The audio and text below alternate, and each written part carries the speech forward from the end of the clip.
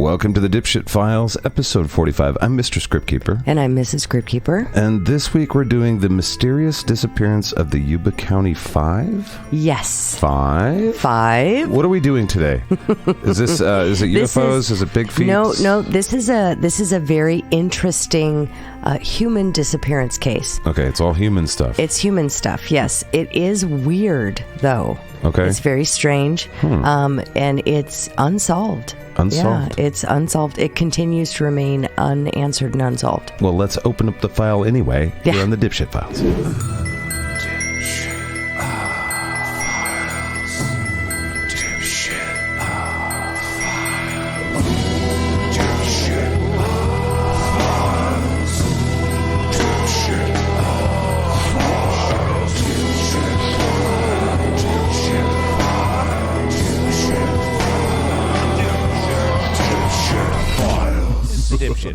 All right, my lovely wife, what are we getting into?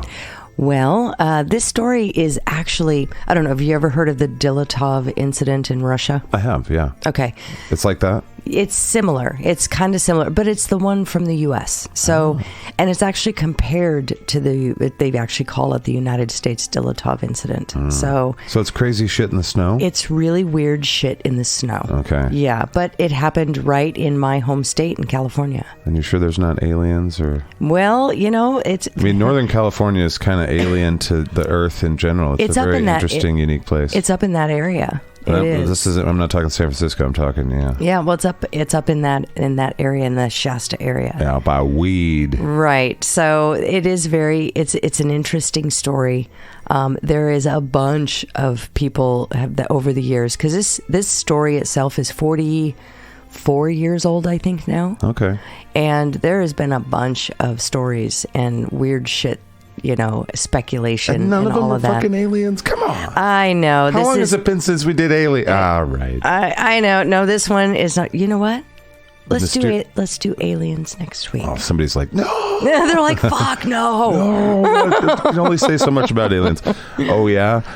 Hold my non-beer that I'm not drinking. All right. Well, let's dig into this story. Hold my Atkins shake because we're going. All right. Dig in. Go. Are you ready for Mrs. Scriptkeeper to tell you a kooky fucking story? The frigid night of February 24th, 1978 would be something Joseph Shones would never forget. It was perhaps the most terrifying moment he experienced in his entire life. The 55-year-old was driving along a crazy, snowy mountain road in Northern California on his way back to check the skiing conditions at his lodge. Not driving a vehicle made for these conditions, he quickly found himself trapped in the snow. Balls. Things would quickly go from bad to worse for Joseph. While trying to free his Volkswagen Beetle from becoming stuck in the snow, Joseph felt a sudden tightness in his chest that was quickly building. And then the Volkswagen Bug's ejector seat kicked in and shot him through the back window. So I don't know if that's true. I heard that as a kid, that they had little ejector seats. My dad told me that. I've never heard that. He was like, it's like Knight Rider, except for it's very dangerous. Oh my gosh. Yeah. So this pain was growing into an unbearable searing pain. He realized he was alone, stuck in the snow on the side of a friggin' mountain, and he was having a heart attack. Freezing and in a panic, he quickly moved back into his car and kicked the heater on to warm up. He hoped someone passing by would be able to transport him to safety, but what actually happened wasn't anything like what he had hoped. Joseph had been trapped for 6 hours straight when he noticed a dim light beginning to seep into his car. Had he grown so delirious that he was hallucinating? Before he could think about what was happening, he was engulfed in this light. Headlights were shining in from behind him. Joseph was so relieved he thought he was finally going to be rescued from this friggin' nightmare. But then shit just grew bizarre. Uh-oh.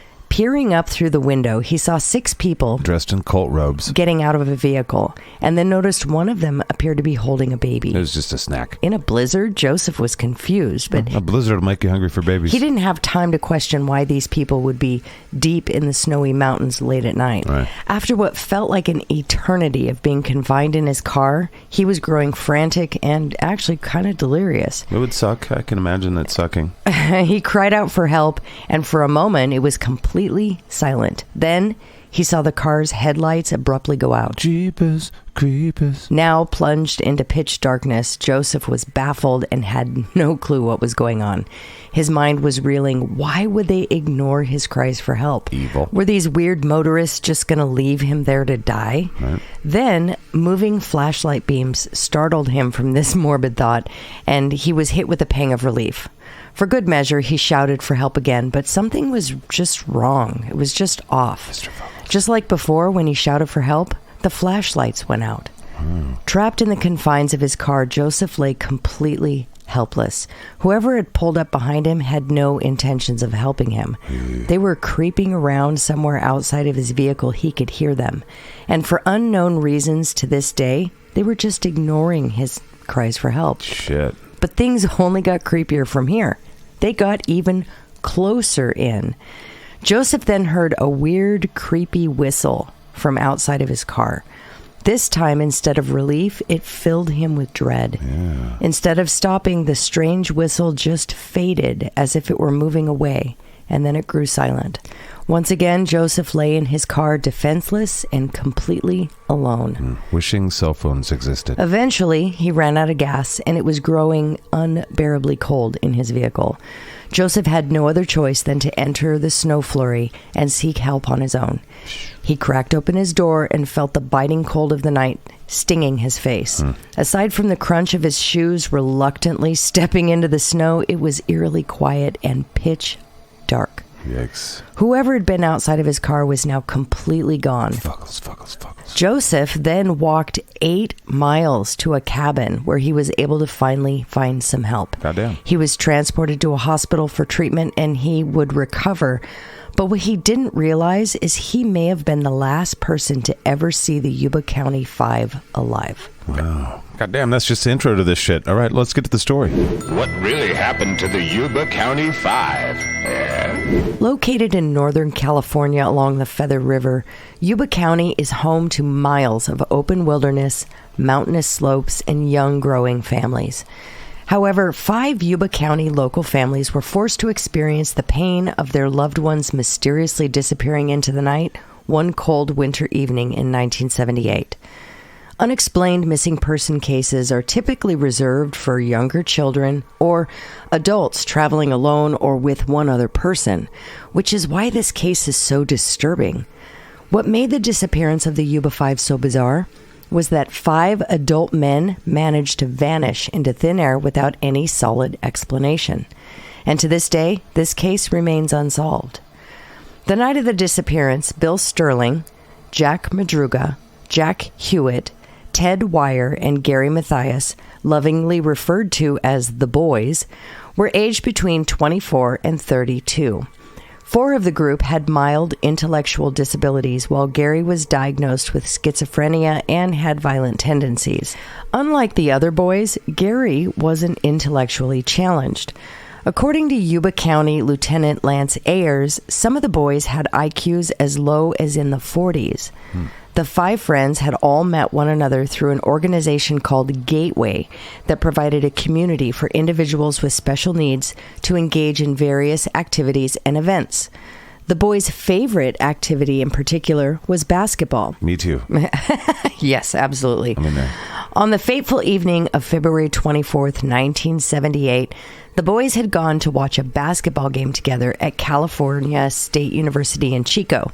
Now, this game was against UC Davis, and this is 50 miles away from their homes in Yuba County. The 5 basketball fanatics were also scheduled to play a special Olympic-sponsored game together for their own team, the Gateway Gators, just the following day. They were so excited about their upcoming basketball game that a few of the boys even laid their uniforms out the night before they headed to Chico. Now, one of the exciting things about this game were these guys were going to get a chance to meet Sally Struthers, who was a very famous actress at the time. So they were just jazzed. Yeah. Gary was incredibly eager to play their upcoming game, reminding his mother to not let him oversleep the next morning. They wouldn't have missed this game for the world, but no one could have possibly expected what would happen later that night. On Ted's way out the door, his grandmother insisted he take a coat with him, but he refused. "Oh, Grandma, I don't need a coat. Ted said, "Not tonight." Oh, foreshadowing. The 5 men piled into Jack's prized Mercury and took off into the cold, snowy night, never to be seen alive again. William Lee Sterling, often called Bill by his friends, was 29 years old and originally from Yuba County. He was described by many as being deeply spiritual and can often be found reading religious texts that he would share throughout mental hospitals, hoping to help other patients find faith. He'd been diagnosed with mild developmental disabilities and lived with his parents for necessary support. Some strangers, however, had taken advantage of his disabilities back when he was a dishwasher at Beale Air Force Base. So the airmen would evidently, they would frequently persuade him to get drunk so that they would turn around and they'd steal Bill's money. Additionally, Bill was not very fond of the outdoors. After just one fishing trip with his family, they had had a cabin out in the woods. He went on one trip. He declared he never wanted to go again. I feel that as well. This guy absolutely detested the outdoors. So that's Bill. Now, Jack Madruga was 30 years old and very close friends with Bill. Jack was a high school graduate who had also served in the U.S. Army. In more recent times, however, he'd been working on a factory line where he was eventually fired. Although Jack had no official diagnosis, his family believed him to have a mild learning disability. He drove a turquoise and white 1969 Mercury Montego, which was his pride and joy, and he also lived with his parents. Now, Jack Hewitt was the youngest of the group at age 24. He was the most severely disabled of the entire group. He hated being away from home for any extended period of time. When he was much younger, he had been diagnosed with mild learning disabilities and was best friends with Ted Wire. The two of them were often described as brothers, and they did almost everything together. Now, Theodore Earl Wire, or Ted, was 32 years old. He had attended Marysville High School and was described by others as a friendly guy with a reputation for relentless positivity. He was also known to lack a basic understanding of finances and made some extremely poor decisions, having once spent over $100 on pencils for absolutely no reason at all. All right. Quote, "He didn't understand why you had to stop at stop signs. He'd wake me up in the middle of the night to say, 'How come Mickey Mantle can hit the ball further than me?'" his brother Dallas Wire had said in an interview. Despite his challenges, though, he was outgoing and had been working in a snack bar, though his family had urged him to quit on account of the stress levels they felt that he suffered due to his learning disabilities. Now, Gary Del Matthias was age 25. He wore thick prescription glasses and was a U.S. Army veteran, but had been discharged due to psychiatric reasons in 1973 while serving in Germany. He was later diagnosed with paranoid schizophrenia, a condition that once gave him endless behavioral trouble and resulted in the occasional very violent outburst. After treatment, he'd been able to control his illness and learn to cope with the help of daily medication. At the time of his disappearance, Gary had lived a fairly stable life with schizophrenia over the past 2 years and had even started working part-time as a laborer for his father-in-law's small landscaping business. So as the night in question drew on, the boys were giddy with their team's victory. They made their way back to Madruga's car and drove a short distance from the campus to Bears Market in downtown Chico, planning to sink their teeth into some treats to celebrate.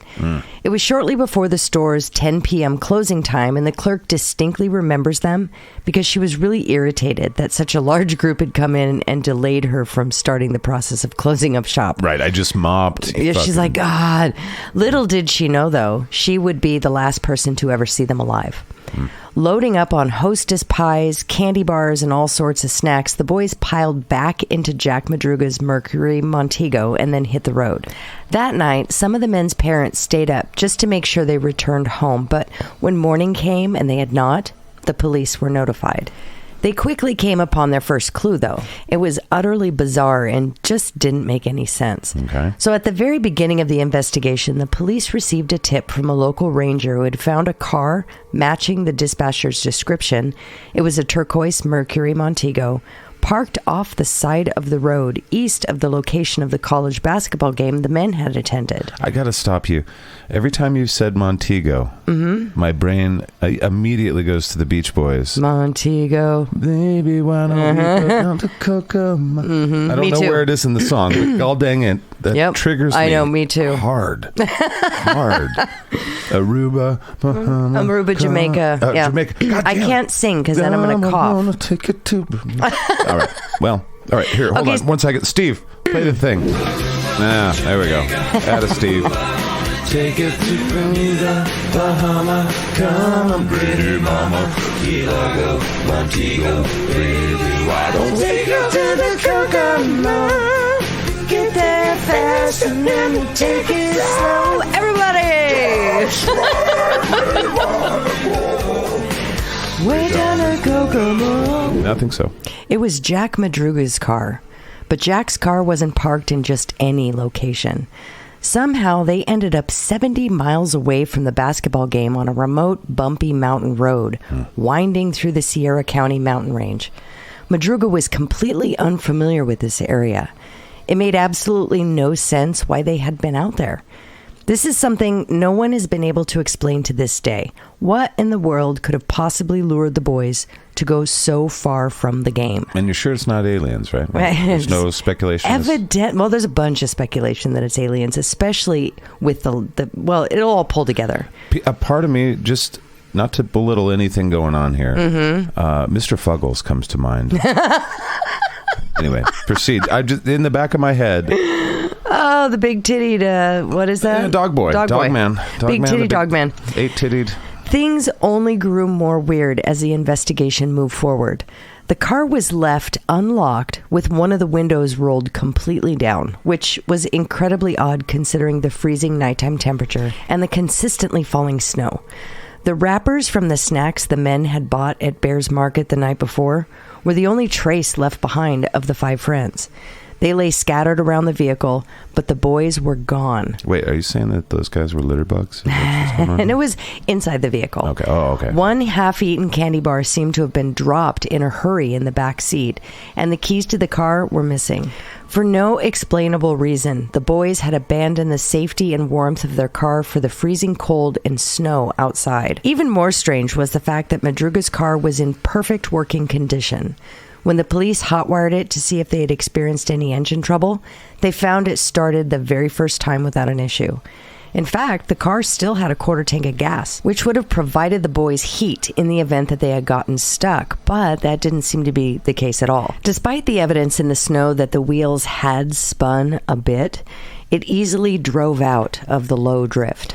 Why had the 5 men chosen to abandon a perfectly operational, safe, warm vehicle in the middle of a rural, wintry terrain in the middle of the night? This again makes me think Mr. Fuggles. I mean, 8 titties is no man can. I don't know. Under further inspection, investigators noted that there was no damage to the undercarriage of the vehicle either.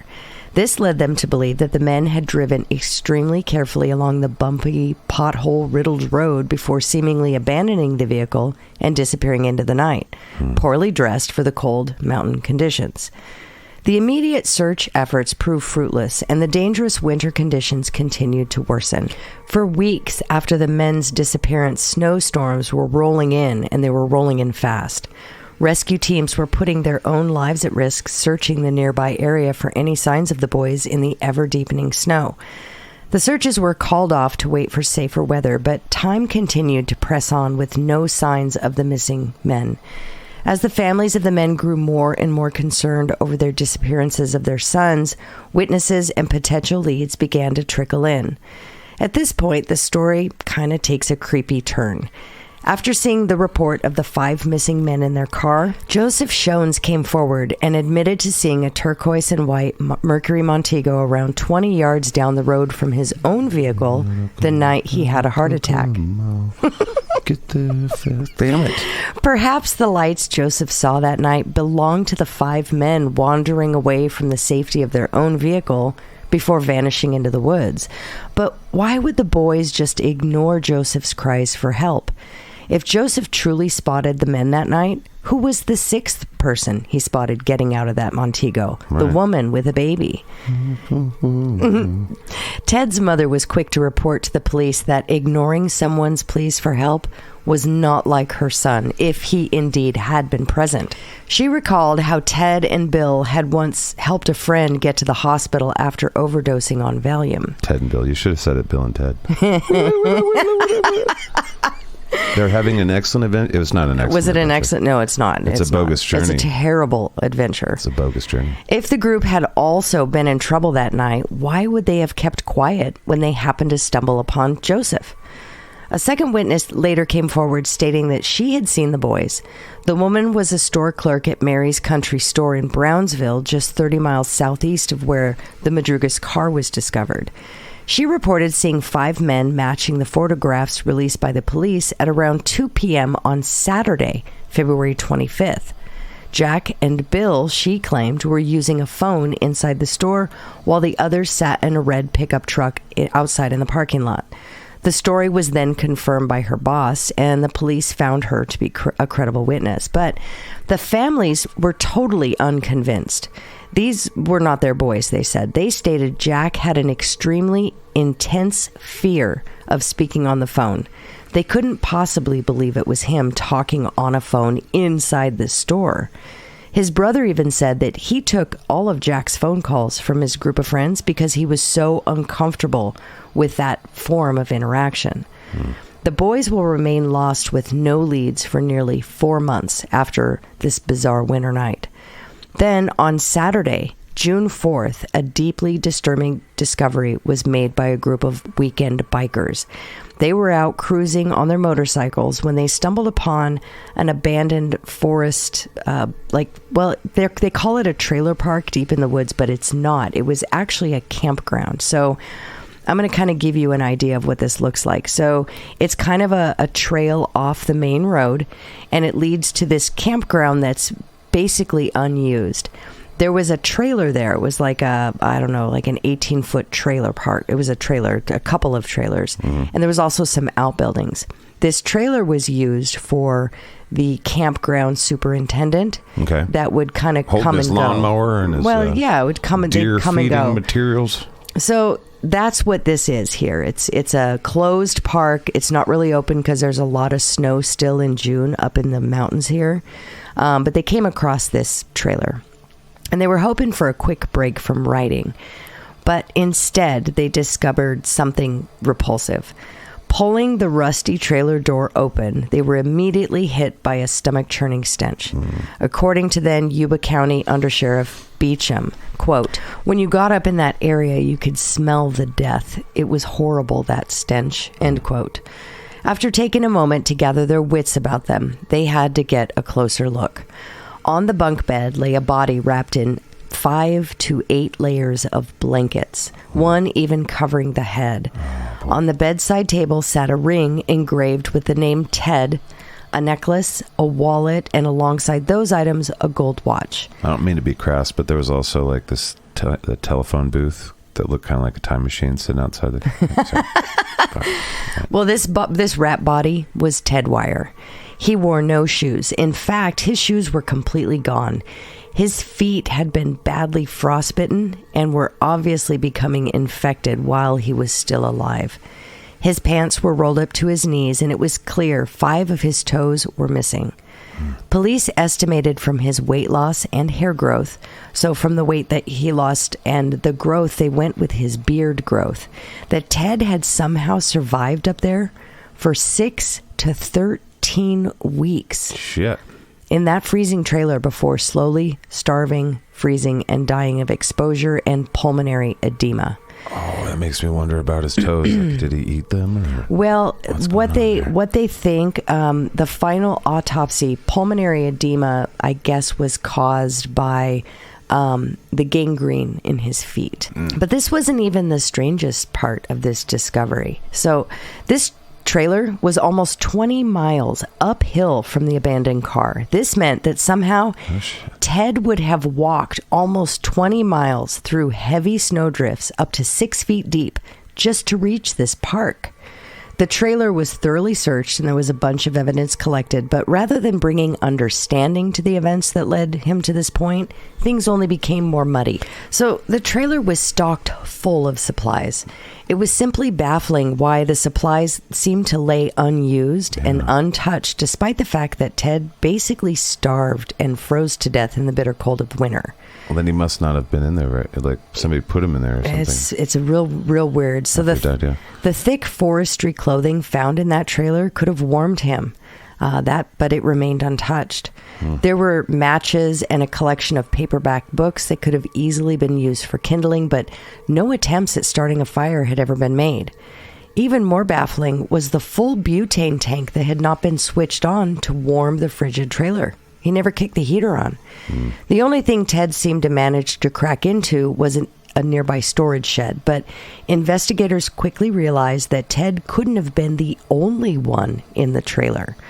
First, based on the grisly decay of Ted's feet prior to his death, there's no way he could have pulled those blankets all around himself, tucking it in like that, without experiencing agonizing pain. Thus likely a deterrent. Second of all, 31 C ration cans from the shed lay empty. These cans were opened with what was called a P38 can opener. This is the same type of can opener that only Gary and Madruga would be familiar with due to their experience in the Army. So according to this evidence, Ted simply couldn't have been alone. The other boys, or at least a couple of them, must have also made it to the trailer. And there was absolutely no reason Ted should have starved and froze to death. It didn't want him to eat my beans. Well, if they had simply peeked into a locker with the same shed, inside the same shed they found the C ration cans, they would have discovered an incredible amount of dehydrated food that could have fed all of them for a whole year. Shit. Investigators then discovered Gary's sneakers in the trailer, but could find no other sign of him anywhere.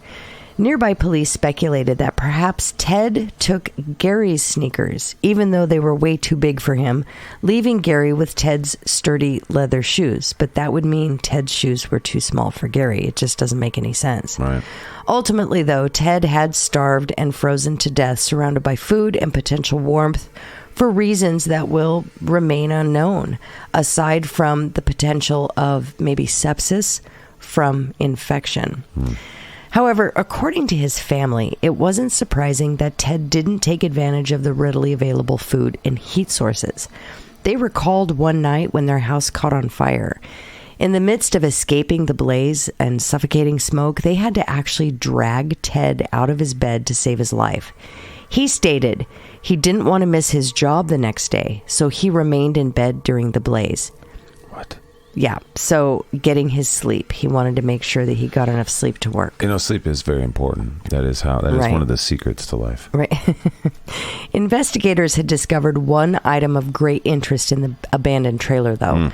The gold watch found alongside Ted's body. All right, this sounds... I'm sorry to interrupt. That's okay. But this sounds like the perfect Fallout cabin from the video game Fallout. Where you're really? like, oh, fuck yeah, I found some beans, and I found... Oh, God, there's a gun, yes. And, you know, and a gold watch. Yes, exactly. Oh. It's just all these things. Well, that's strange. All the booty. All of the treasure. I've never played that game. And it sucks because I'm listening to this person avoiding this shit, and you're like, that was the best possible Fallout find of all time. Oh, no. Usually you find a broken thing and some fucking spider eggs, and you're like, no, and then a spider.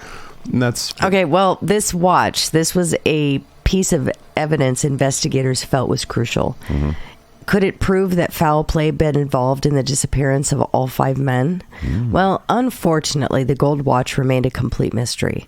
Upon closer inspection, the family members all agreed that watch did not belong to any of their boys. No solid evidence was gathered to prove anything more, and it was impossible to tell when the watch might have been left in the trailer. You know what I think happened? Who I think left? What? It's either a time traveler or Mr. Fuckles. Time traveling Jesus. It could be time traveling Jesus. He usually intervenes, but he usually does things, well. Well, it could be Mr. Fuggles. It was impossible to tell when the watch might have been left at the trailer, despite the fact that it was discovered at the same time as Ted's body. It doesn't mean that it was left there at the same time. So just 2 days after the discovery of Ted, the investigators made another grim find. Deep in the woods, the skeletal remains of Jack Madruga and Bill Sterling were found only 4.5 miles south of the abandoned trailer just off the road. It appears if they had tried to make it through the heavy snowdrifts with Ted, Gary, and Jack Hewitt, but failed. Madruga's car keys still remained in the pockets of his pants. His cause of death was ruled as a result of hypothermia and exposure, but Bill's cause of death was undetermined, as all that was left of Bill was a few scattered bones. Investigators were against Jack Hewitt's father joining them on this part of the search, but Jack Sr. was determined to bring his son home one way or another. I get that vibe. He insisted on joining them during this search. 2 days later, they were searching the woods yet again, looking for the still missing Jack Hewitt and Gary Mathias. At some point, Jack Hewitt Sr. saw something out of the ordinary not far from the trailer. It was actually a jacket laying in the snow. Rushing over to pick it up, Jack was heartbroken as he watched his son's spine fall out of the jacket onto the forest floor. Yeah. The rest of his bones were scattered, and just a few feet away was Jack Hewitt's skull. Animals got him. Had Jack Hewitt also failed to traverse the snowdrifts to the trailer after leaving Ted and Gary, the only two to make it there? Or had he made it there just to wander back out to die? Despite continued searches, the remains of Gary Mathias were never found. Police put out descriptions to all local hospitals and mental health facilities, but no information ever surfaced, and he remained a missing person. If he were still alive, how had he been surviving with no money, no identification, and crucially, no medication for his schizophrenia? So it's worth mentioning, back in 1975, Gary had suddenly abandoned his schooling efforts at Yuba College and moved to Oregon to go live with his grandmother. His mother and stepfather begged him over the phone to return home, but Gary would just simply hang up on them. Then, to their astonishment, his family opened their front door to find a disheveled and grimy Gary. Weeks later, he had managed to travel over 540 miles on foot from Portland, Oregon to Marysville, California. According to Gary, he said he stole milk and ate dog food to stay alive during his travels. I've been there. Dog food's delicious. It can be quite nutritious. In another instance of strangeness, when Gary was admitted to a state mental hospital, he managed to somehow escape by squeezing through a drain pipe. He then made it all the way back to Marysville by hitchhiking, still in his hospital gown. Yeah. So Gary Mathias remains a missing person to this day, and no additional information as to his whereabouts have surfaced since his tragic disappearance on the mountainside that mysteriously took the lives of his 4 friends. Could Gary have gone on another unbelievable trek throughout the mountains, ending up in such a remote location that he'll simply never be found? Maybe. One of the most baffling unanswered questions is how the 5 men managed to somehow end up on the mountainous roadside to begin with. Yeah, way away. Right. So authorities later learned that Gary had friends in the small town of Forbestown, and police believe that it was possible that they all had attempted to visit these friends on the way back home that night. The men may have taken a wrong turn near Oroville that put them on the mountain road. However, the men's own families say that they don't believe the boys would ever voluntarily drive onto the mountain road on account of their dislike of the great outdoors and tendency to stick rigidly to habits and routines. Now, additionally, it's worth mentioning here, too, that all 4 of those boys were afraid of the dark. Uh-oh. So they had a fear of the dark. What the fuck are they doing out there? So it just doesn't really make sense. Plus they had a basketball game in the morning, right? Exactly. Yeah. And they got to go meet Sally Struthers. They were playing with the, it was sponsored by the Special Olympics. It was a huge game. So Jack Madruga's mother, Mabel, even said, quote, "There is some force that made them go up there. They would not have fled into the woods like a bunch of quail. We know good and well that somebody made them do it." End quote. Thanks. Furthermore, why had the men felt the need to abandon a perfectly good running car? That doesn't make any sense. A car that Jack Madruga considered to be his most prized possession. Why had the men then trekked a further 20 miles up a mountain hillside to reach a trailer park that nobody really knew existed, rather than turn around and go back the way they came. Then, when they arrived, why had they barely touched the food in the trailer park locker? Right. This case is loaded with endless unanswered questions. The mysterious disappearance of the Yuba County Five has haunted the lives of family, friends, and locals for years. There were possibly more answers to what happened on that night in 1978 that were lost beneath the blanket of snowfall that winter, but this mystery didn't end there. So, get this. It was only 3 weeks after the Yuba County Five vanished when Yuba City woman Debbie Lynn Reese received a series of strange phone calls she'll never forget. The first call was incredibly chilling. So, hello, Debbie answered. On the other end of the line, a man stated coldly, "I know where the missing 5 men are." And then he abruptly hung up the phone. This call no doubt shook Debbie to her core, but it didn't stop there. The next day rolled around, and yet again the phone rang. Debbie answered, "Hello?" He began to speak, and startled, she realized it was the same man. "I need help because I really hurt those guys bad." Oh. "Who did you hurt?" Debbie asked, rattled. "Don't play dumb with me," he said, and then hung up. God damn, bro. The very next day, he called for a third time. This guy's got just social anxiety. Yeah. That's all it is. He's like, I'm really bad on the phone. I'm really a nice guy. Maybe not. So he calls, and she answers the phone, and he says, "Those 5 guys, they're all dead." "They're all dead," Debbie repeated. "They're all dead." The mystery man hung up and was never heard from again. Shit. The TV show Unsolved Mysteries contacted the boys' family so they can make an episode covering this bizarre case of the Yuba County Five, but evidently it didn't work out. Okay, just play the thing, Steve. I'm sorry. I just... Thank you, Steve. God, I love this song. This is the stuff that I fall to sleep to almost every night. I Really? love that stuff. You got a creepy-ass soundtrack, is that what you're saying? Yep. Yeah. That is one of the better musical riffs from the that's TV so shows cool. back in the day. So now, according to the Sacramento Bee, every family did agree to this episode. Well, every family except Gary's family. Okay. This bizarre twist raised suspicions, particularly from Dallas Wire, Ted's brother. Quote, "Now, that's just suspicious. I'm not saying they knew, but, well, you could probably guess what I think," Dallas stated when he asked if he believes Gary set the 4 others up to die. He said that's the only thing that makes sense. The Sacramento Bee attempted to contact Gary's surviving family members for comment, and all of his siblings either declined comment or were unable to be reached. Jack Beecham, former Yuba County Sheriff, also seems to agree that something is suspicious about Gary, according to the Sacramento Bee. They were either forced or manipulated, Beecham stated. And where does Matthias come into that? Maybe he had nothing to do with it. We'll never know, but I think he did. I know parents at the time told me personally that they had deep concerns about Gary being involved in this. They were not wavering in their opinion and telling me that, Beecham said. The other 4 were always together. They walked a lot of places together, always together, and he was just a different personality type. He didn't meld with the other 4, according to the parents. Even the case files seemed to put an emphasis on Gary. They suggested that Gary would typically be the most likely member of the group to, quote, lead and suggest places to go or things to do. Even the boys' basketball coach said he felt Gary could possibly flip out at any moment.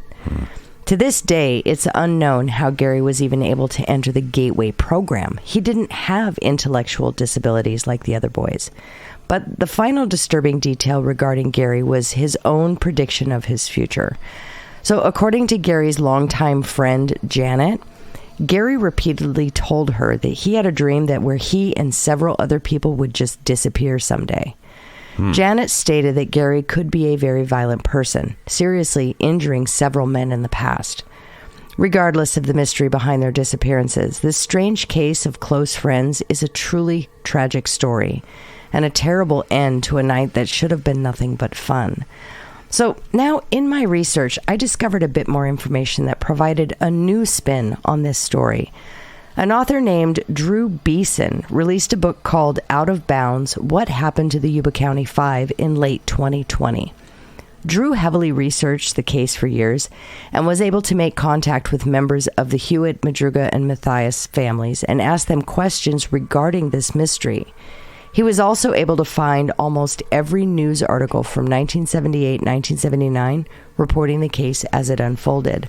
After talking to the families, Drew found out that the overall distance from Jack's abandoned car to the trailer was actually only 11.5 miles, not 20. Still a fuckload of... It's still a long ways. Yeah. So apparently the newspapers were the ones who exaggerated the overall distance to make the case more mysterious. Members of the Hewitt family, the Madrugas, and Gary Matthias' sister don't believe Gary killed his friends. They believe a man who knew Gary at the time and is still alive today in Yuba City killed Gary first, near Oroville, and then forced the other 4 men up the road into the woods. Apparently, 2 people who actually knew this individual, and by association, they knew Gary as well, they claimed to see this guy actually kill Gary that night. But both then would die mysteriously of a drug overdose just a few days after the bodies were found.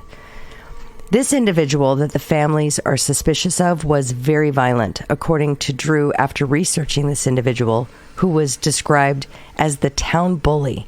He stated, if you thought Gary was bad, he was nothing compared to this guy. So that's kind of an interesting little spin. Yeah. Also, Joe Shones, the principal eyewitness, the guy who was having a heart attack, he was also apparently really shady and suspicious. Oh, no. Joe had previously shot at his neighbor's property after a small dispute one time while the neighbor's kids were outside playing. Oh, shit. Joe also grew weed on his property, obviously illegal at this time. Well, you know. He was considered a compulsive liar and would often get into fights with the local townspeople of Berry Creek where he lived. So it's also worth noting that Joe claimed he was suffering a heart attack that night, and I thought this was funny about the story because I thought this too. He was suffering a heart attack in his car that night. He saw the other vehicle on the road, but miraculously, he was able to walk 4 or 5 miles uphill to a lodge. So that was kind of a strange little thing. Yeah, no shit. Yeah, so the area around Berry Creek and Forbestown was described as the Wild West. Law enforcement was not as active in those areas, so crime was really high, especially drug dealings and murder.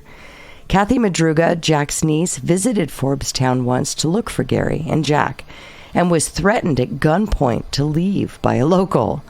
Also, Kathy swears she saw Gary Matthias at a local family-owned bar after the bodies of the 4 men were found. Fucking Gary did it. She reported it to the police and told Drew she was adamant it was Gary, which was her uncle. Yep, Gary did it. But evidently nothing came of it. So through all of the hearsay, journalistic input, and media coverage, Gary, what do you think? I want to know what you think, husband. Oh, me? Yeah, so it's weird for sure. But what actually happened to the 4 friends? That's a good question, Mr. Fuggles. All right, well, let's talk about it on the other side of a noisy thing made with music. And what do our dipshits think about today's story?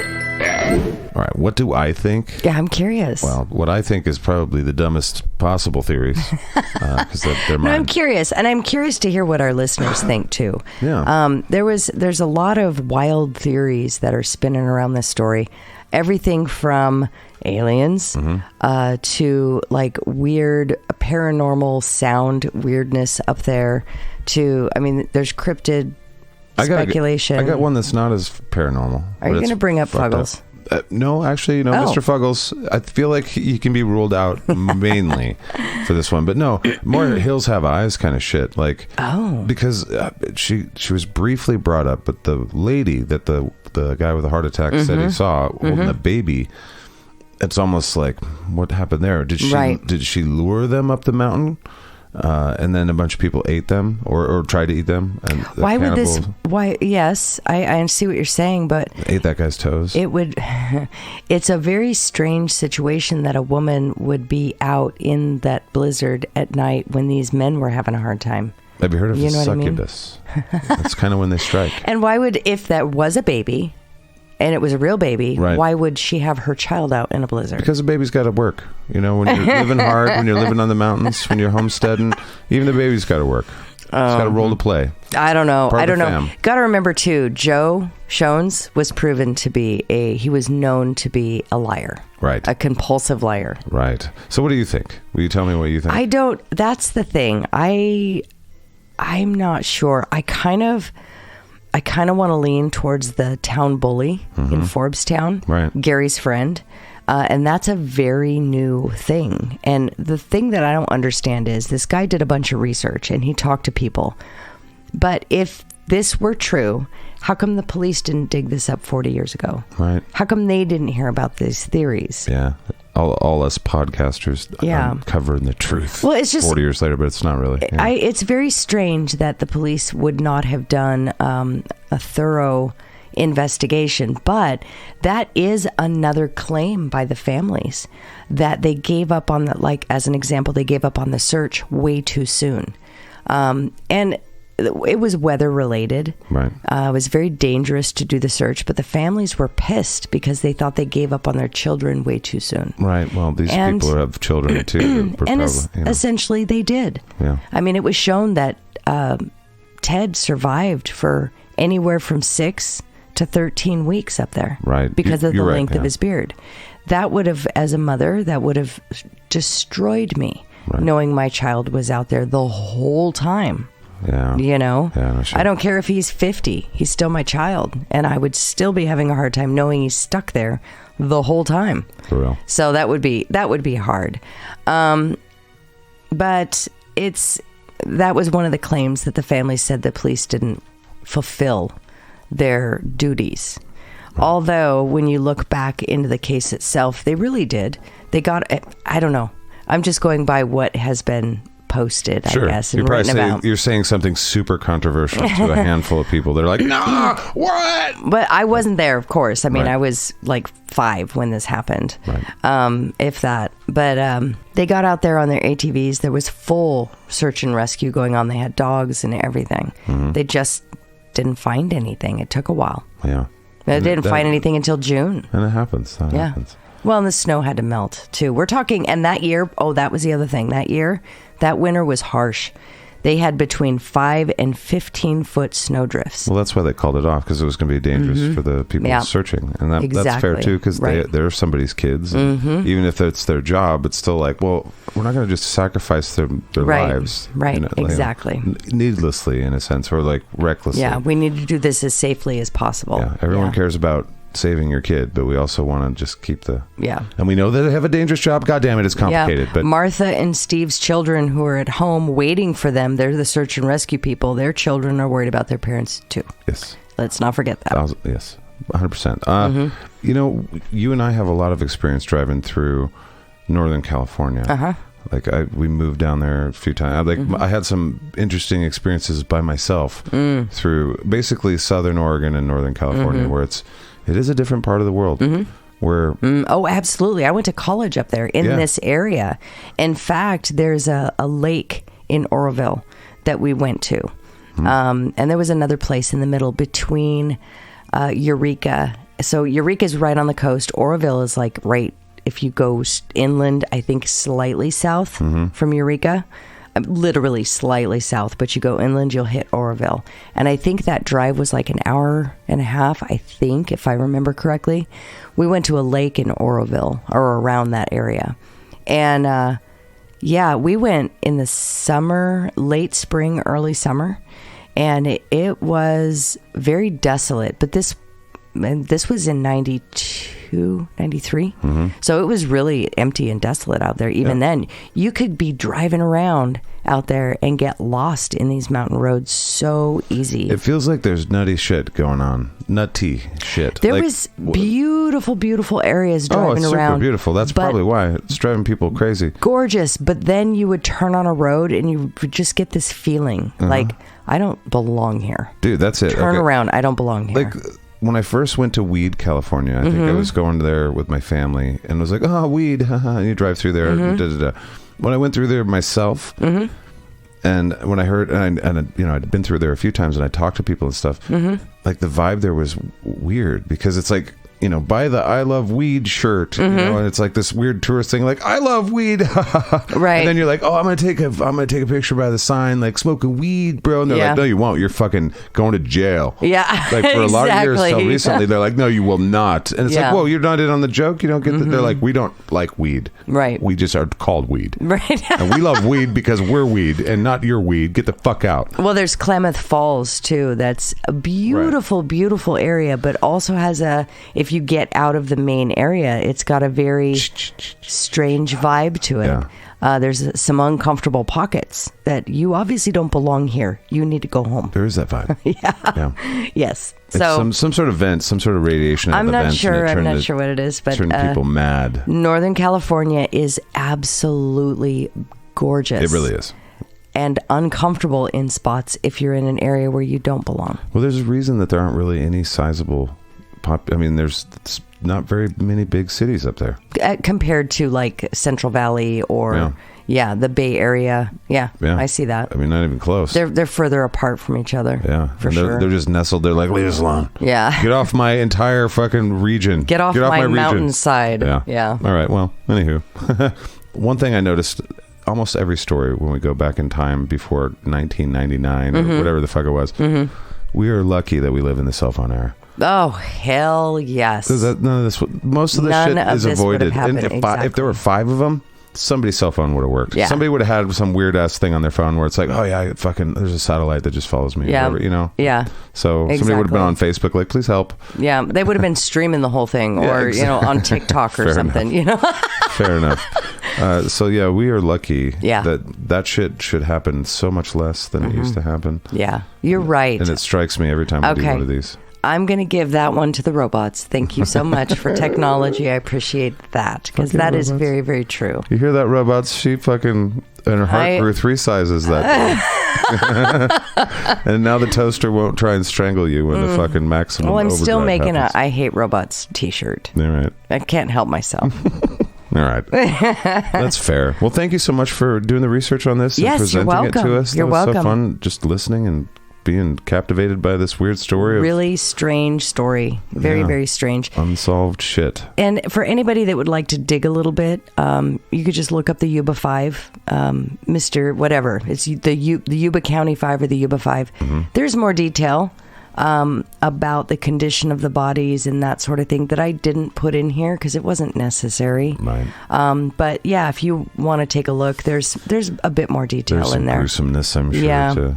Well, there's one thing I do want to bring up before we wrap things up. We have a young lady who listens to this show and all of the SKATCAST network shows, and her name is Madison. And she is having a birthday. And it's her birthday. Happy birthday. So I want to wish her happy birthday. She's a fantastic member of the SKATCAST family and the daughter of the Shitbox Wizard. Yes. So happy birthday, Madison. Happy birthday, Madison. We appreciate you so much and for all the things that you do for us and, of course, your father as well.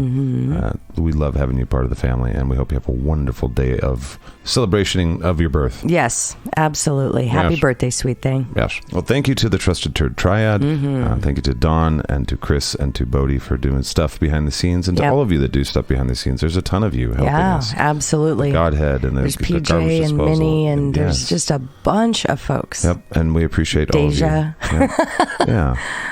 But thank you guys for listening. Thank you guys for checking out patreon.com/SKATCAST to help us out. Thank you for checking out our merch at SKATCAST.com. I'm thanking you. I don't know if you've done those things. It's okay if you don't. It's okay if you don't. Info@SKATCAST.com. You can tell us why you don't want to. You're like, fuck you, bro. And if you know anything about this case of the Yuba County 5, send us more info. Info@SKATCAST.com. Send us links. Give us your opinions. What do you think happened? If you're offended that we called your part of the world kind of weird and people that live there kind of weirdos, hills have eyes kind of stuff, then, let us know that too. We did not make Monique's fun from there. of She's like 10 miles away from there. She went to college there. She's called to there. She's crazy too. Cool. I love it. I think it's absolutely beautiful. But there are areas where you don't fucking belong. It does. And you can feel it. There was one specific time where you and I we pulled into some town that was like, oh God. Yeah, the peach fuzz on your face stands on end. Where you're like, oh, I don't belong here. Hurry up and turn around before I'm getting nauseated. Let's turn around. Yeah, there's cheese bumps. There's goosebumps. These were like the spoopy bumps. The spoopy, yes. Bumps. The spoopy creep bumps. Yeah, do not belong bumps, for sure. Get the fuck out bumps. GTFO bumps. That's right. All right, well, thank you guys so much. And as always, we'll talk at you in the future. And it'll seem like the present. Bye. Bye.